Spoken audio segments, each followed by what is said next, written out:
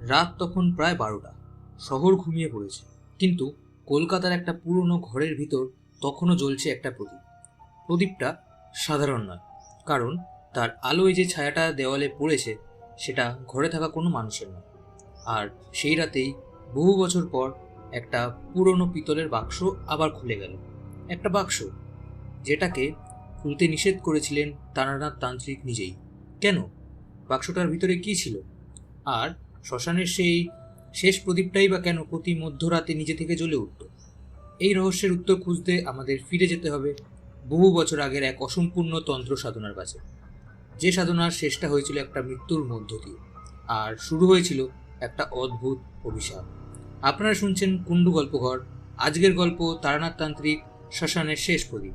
তাহলে চলুন শুরু করা যাক। কলকাতার পুরনো গলিতে তখন সন্ধ্যা নেমেছে। বৃষ্টি থেমেছে মাত্র কিছুক্ষণ আগে। রাস্তার বাতিগুলো কুয়াশার মধ্যে আবছা হয়ে জ্বলছে। সেই সময় আমার এক বন্ধুর কাছ থেকে একটা খবর পেলাম। সে বলল, চল, আজকে তোকে এমন একজনের কাছে নিয়ে যাব যার কাছে গেলে নিজের চোখকেও বিশ্বাস করতে পারবি না। আমি হেসে বলেছিলাম, আবার তোর সেই তারানাথ তান্ত্রিক?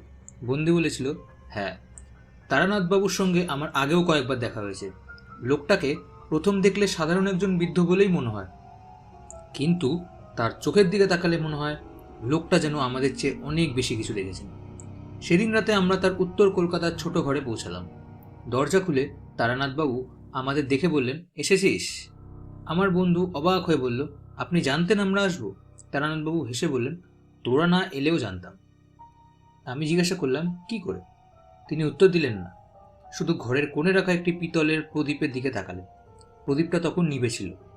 তারপর বললেন, তোদের সঙ্গে যে জিনিসটা এসেছে সেটা আগে বাইরে রাখ। আমরা দুজনেই থমকে গেলাম। আমার বন্ধু বলল, কি জিনিস? তারানাথবাবু এবার সরাসরি আমার বন্ধুর দিকে তাকালেন। তোর ব্যাগে যে পিতলের বাক্সটা আছে। বন্ধু সঙ্গে সঙ্গে ব্যাগটা শক্ত করে ধরে ফেলল। আমি অবাক, আপনি জানলেন কি করে? তারানাথবাবু বললেন, বাক্সটা এখানে আসার আগেই ঘরের বাতাস বদলে গেছে। বন্ধু ধীরে ধীরে ব্যাগ খুলল। ভেতর থেকে বের করলো একটা ছোট পিতলের বাক্স। বাক্সটার গায়ে অদ্ভুত কিছু চিহ্ন খোদাই করা। তারানাথবাবু বাক্সটার দিকে তাকিয়েই বললেন, এটা কোথায় পেয়েছিস? বন্ধু বলল, আমার মামার বাড়িতে। কতদিন আগে? 3 দিন। তারপর থেকে কি হচ্ছে? বন্ধু চুপ করে রইল। আমি বললাম, ওর বাড়িতে রাত হলেই কেউ প্রদীপ জ্বালায়। তারানাথবাবু এবার আমার দিকে তাকালেন। কেউ? আমি বললাম, হ্যাঁ, কিন্তু বাড়িতে কেউ থাকে না। তারানাথবাবু কিছুক্ষণ চুপ করে রইলেন। তারপর বললেন, বাক্সটা খোলার চেষ্টা করেছিস? বন্ধু বলল, হ্যাঁ। খুলেছে? না। তারানাথবাবু বাক্সটার দিকে তাকিয়ে বললেন, ভালোই হয়েছে। কেন? কারণ এই বাক্সটা খোলার জন্য বানানো হয়নি। আমি হেসে বললাম, তাহলে? তারানাথবাবু শান্ত গলায় বললেন, এটা বন্ধ রাখার জন্যই বানানো হয়েছিল। ঘরের পরিবেশ হঠাৎ ভারী হয়ে গেল। আমি জিজ্ঞাসা করলাম, এর মধ্যে কি আছে? তারানাথবাবু বললেন, সেটাই তো জানতে হবে। পরদিন আমার বন্ধুর মামা বাড়িতে গেলাম। বাড়িটা নদিয়ার দিকে, পুরনো জমিদার বাড়ির মতো বিশাল, কিন্তু আশেপাশে এখন প্রায় কেউ থাকে না। বাড়ির সামনে একটা শুকনো বাগান, পেছনে একটা পুরনো শ্মশান।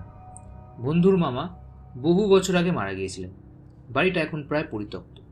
সন্ধ্যার পর আমরা বাড়ির ভিতরে ঢুকলাম। দোতলার একটা ঘরে বাক্সটা রাখা ছিল। বন্ধু বলল, প্রথম দিন থেকেই একটাই ব্যাপার হচ্ছে। কি? রাত ঠিক 12টার পর নিচের ঘরে একটা প্রদীপ জ্বলে। কে জ্বালায় জানি না। তারানাথবাবু বললেন, আজ দেখা যাবে। রাত বাড়ল।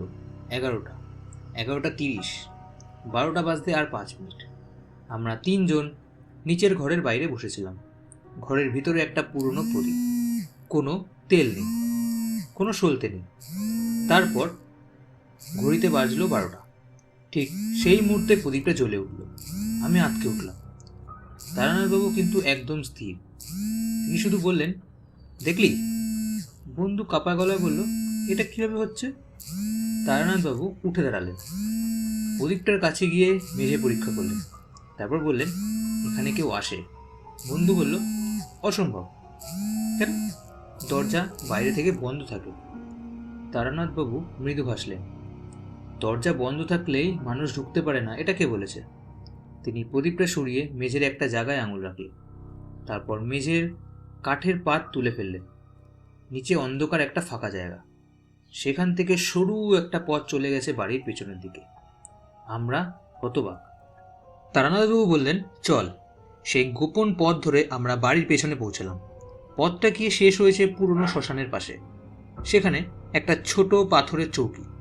চৌকির ওপর বসেছিল একজন বৃদ্ধ। আমাদের দেখে লোকটা উঠে দাঁড়ালো।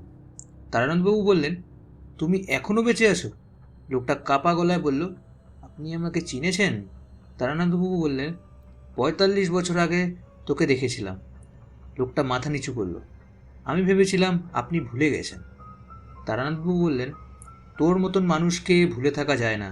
আমি কিছুই বুঝতে পারছিলাম না। তারানাথবাবু আমাদের বললেন, এই লোকটা একসময় ওই বাড়ির মালিকের সঙ্গে তন্ত্র সাধনা করত। লোকটা বলল, আমরা একটা শক্তিকে আহ্বান করার চেষ্টা করেছিলাম, কিন্তু সাধনা সফল হয়নি। বরং যা হওয়ার কথা ছিল না তা হয়ে গিয়েছিল। আমি জিজ্ঞাসা করলাম, কি? লোকটা বলল, বাড়ির নিচে একটা ঘর তৈরি করেছিলাম। সেখানে একটা প্রদীপ জ্বালানো হতো। প্রদীপটা যতক্ষণ জ্বলত ততক্ষণ কিছু ঘটতো না, কিন্তু প্রদীপ নিভে গেলে লোকটা থেমে গেল। তারানাথবাবু বললেন, তারপর? লোকটা বলল, একজন মারা গেল, তারপর আরও একজন। তখন আমরা বাক্সটা বানিয়ে জিনিসটা বন্ধ করে দিই। আমি পিতলের বাক্সটার কথা বুঝলাম। তারানাথবাবু বললেন, কিন্তু বাক্সটা তো ৩ দিন আগে খোলা হয়নি। লোকটা বলল, খোলা হয়নি? তাহলে প্রদীপ জ্বলছে কেন? লোকটা মাথা তুলল। তার চোখে আতঙ্ক, কারণ বাক্সটা আর জিনিসটাকে ধরে রাখতে পারছে না। হঠাৎ দূরে কোথাও একটা ঘন্টা বাজল। তারানাথবাবু সঙ্গে সঙ্গে আমাদের বললেন, বাড়িতে ফিরে চল। আমরা দৌড়ে বাড়িতে ফিরলাম। দোতলার ঘরে গিয়ে দেখি পিতলের বাক্সটা মেঝেতে পড়ে আছে। ঢাকনা এখনো বন্ধ, কিন্তু বাক্সটার গায়ে ফাটল ধরেছে। তারানাথবাবু বাক্সটার পাশে বসে চোখ বন্ধ করলেন।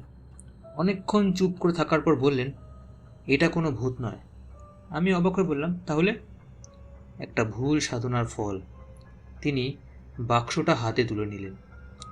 যে জিনিসটাকে তোরা ভূত ভাবছিস সেটা আসলে একটা অসম্পূর্ণ আহ্বান। কোনো সত্তা পুরোপুরি আসেনি, আবার পুরোপুরি ফিরেও যায়নি। এই কারণেই প্রদীপ জ্বলে। বন্ধু জিজ্ঞাসা করল, তাহলে কি করতে হবে? তারানাথবাবু বললেন, প্রদীপটা নিভিয়ে দিতে হবে। আমি বললাম, তাহলে তো আরও বিপদ হবে। তারানাথবাবু মৃদু হাসলেন। এই প্রদীপ সাধারণ প্রদীপ নয়। এটা জ্বলছে কারণ কেউ তাকে জ্বালিয়ে রাখছে। যে মানুষটা এই কাজ করছে তাকে থামাতে হবে। তিনি হঠাৎ ঘুরে তাকালেন, সোজা আমার বন্ধুর দিকে। বন্ধু বলল, আমার দিকে তাকাচ্ছেন কেন? তারানাথবাবু বললেন, তুই বাক্সটা কোথা থেকে পেয়েছিলি? মামার ঘর থেকে। ঘরে একা গিয়েছিলি? হ্যাঁ। মিথ্যে বলছিস। বন্ধু চুপ। তারানাথবাবু বললেন, তোর সঙ্গে আর একজন ছিল। বন্ধু এবার মাথা নিচু করল। হ্যাঁ, কে? আমার মামার পুরনো কর্মচারী। কোথায় সে? বন্ধু বলল, ৩ দিন ধরে নিখোঁজ। তারানাথবাবু উঠে দাঁড়ালেন। তাহলে সময় খুব কম। আমরা আবার বাড়ির পিছনের শ্মশানে গেলাম।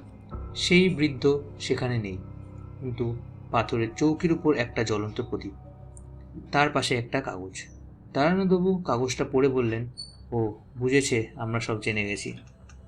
ঠিক তখন শ্মশানের অন্ধকার থেকে একটা শব্দ এলো, তারানাথ! আমার শরীর ঠান্ডা হয়ে গেল। তারানাথবাবু স্থির হয়ে দাঁড়িয়ে রইলেন। আবার সেই গলা, তারানাথ! তারানাথবাবু বললেন, আমি জানি তুমি কে। অন্ধকার থেকে বৃদ্ধ বেরিয়ে এলেন, কিন্তু এবার তার হাতে একটা ছুরি। তিনি বললেন, আপনি যদি প্রদীপটা নিভিয়ে দেন, তাহলে এত বছর ধরে আমি যে শক্তি ধরে রেখেছি সেটা বেরিয়ে যাবে। তারানাথবাবু বললেন, তুই শক্তি ধরে রাখিসনি, তুই নিজের লোভ ধরে রেখেছিস। বৃদ্ধ থেমে গেল। তারানাথবাবু বললেন, ৪৫ বছর আগে তুই আর অরুণব একটা পুরনো তান্ত্রিক পুঁথি পেয়েছিলি। সেখানে একটা সাধনার কথা ছিল, কিন্তু তুই পুরো পদ্ধতিটা জানতিস না। সাধনা অসম্পূর্ণ হয়েছিল। তারপর অরুণাব ভয় পেয়ে সব বন্ধ করে দেয়। তুই পারিসনি, কারণ তুই চেয়েছিলি সেই শক্তি ব্যবহার করে মানুষের মন নিয়ন্ত্রণ করতে। বৃদ্ধের মুখ বদলে গেল। তারানাথবাবু বললেন, বাক্সটা তুই নিজেই 3 দিন আগে খুলেছিলি। বন্ধু চমকে উঠল, কিন্তু বাক্স তো বন্ধ। তারানাথবাবু বললেন, বাক্সের ঢাকনা খোলার দরকার নেই, তুই শুধু তার নিচের গোপন তালাটা খুলেছিলি। বৃদ্ধ এবার পিছিয়ে গেল। তারানাথবাবু পাথরের চৌকির প্রদীপটা হাতে নিলেন। এবার শেষ কর। তিনি প্রদীপটা মাটিতে রাখলেন। তারপর চোখ বন্ধ করে কিছুক্ষণ চুপ করে রইলেন। হঠাৎ বাতাস থেমে গেল। চারিপাশের সব শব্দ যেন নিস্তব্ধ। তারপর একটা প্রচণ্ড বাতাস এসে প্রদীপটা নিভিয়ে দিল। সঙ্গে সঙ্গে পিতলের বাক্সটা দূরে কোথাও পড়ে যাওয়ার মতো শব্দ হলো। তারপর সব শান্ত। কিছুই হলো না। কোনো ভয়ঙ্কর শব্দও নেই, কোনো অদৃশ্য ছায়াও নেই। শুধু শ্মশানের গাছের পাতাগুলো ধীরে ধীরে নড়ছিল। আমি তারানাথবাবুকে জিজ্ঞাসা করলাম, সব শেষ? তিনি বললেন, হ্যাঁ, কিন্তু এত ভয়ঙ্কর কিছু তো ঘটল না। তারানাথবাবু আমার দিকে তাকিয়ে হেসে বললেন, ভয়ঙ্কর জিনিস সবসময় চোখের সামনে দেখা যায় না। পরদিন সকালে আমরা বাড়িতে ফিরে এলাম। পিতলের বাক্সটা তখন সম্পূর্ণ কালো হয়ে গেছে। তারানাথবাবু সেটা হাতে নিয়ে বললেন, এটা আর খুলবি না। বন্ধু জিজ্ঞাসা করলো, এর মধ্যে এখন কি আছে? তারানাথবাবু বললেন, কিছু নেই। আমি অবাক হয়ে বললাম, তাহলে বাক্সটা এত ভারী কেন? তারানাথবাবু আমার দিকে তাকিয়ে মৃদু হাসলেন, সেটাই তো রহস্য। কলকাতার ফেরার আগে আমি তাকে শেষবার জিজ্ঞাসা করেছিলাম, তারানাথবাবু, সত্যি কি কোনো অশরীরী শক্তি ছিল? তিনি অনেকক্ষণ চুপ করে থাকলেন। তারপর বললেন, ছিল, তবে তার চেয়েও ভয়ঙ্কর জিনিস আমি দেখেছি। কি? তিনি জানালার বাইরে তাকিয়ে বললেন, মানুষের লোভ। তারপর একটু থেমে যোগ করলেন, আর একটা কথা মনে রাখিস। কি? তারানাথবাবু বললেন, যে প্রদীপটা তোরা নিভতে দেখেছিলি সেটা সেই বাড়ির প্রদীপ ছিল না। আমি চমকে উঠলাম, তাহলে? তিনি কোনো উত্তর দিলেন না, শুধু তার ঘরের কোণে তাকাতে বললেন। সেখানে একটা পিতলের প্রদীপ জ্বলছিল, আর তার নিচে রাখা সেই একই কালো বাক্স। আমি স্তব্ধ হয়ে দাঁড়িয়ে রইলাম। তারানাথবাবু ধীরে ধীরে বললেন, সব গল্পের শেষটা যেখানে ভাবিস সেখানেই শেষ হয় না। এই ছিল আজকের গল্প, শ্মশানের শেষ প্রদীপ। তারানাথ তান্ত্রিকের সেই রাতের রহস্যের সত্যি কি শেষ হয়েছিল, নাকি সেই কালো বাক্সের মধ্যে এখনও লুকিয়ে আছে এমন কোনো রহস্য যার উত্তর তারানাথবাবু আমাদের দেননি? সেটা হয়তো আমরা কোনোদিন জানতে পারবো না। তবে একটা কথা মনে রাখবেন, সব অন্ধকারকে ভয় পাওয়ার দরকার নেই, কিন্তু কিছু দরজা বন্ধ থাকাই ভালো। গল্পটা ভালো লাগলে কুণ্ডু গল্প ঘরের সঙ্গে থাকুন। আবার ফিরে আসবো আরেকটি রহস্যময় গল্প নিয়ে। ততক্ষণ পর্যন্ত ভালো থাকুন, আর রাত গভীর হলে চারপাশটা একবার ভালো করে দেখে নেবেন।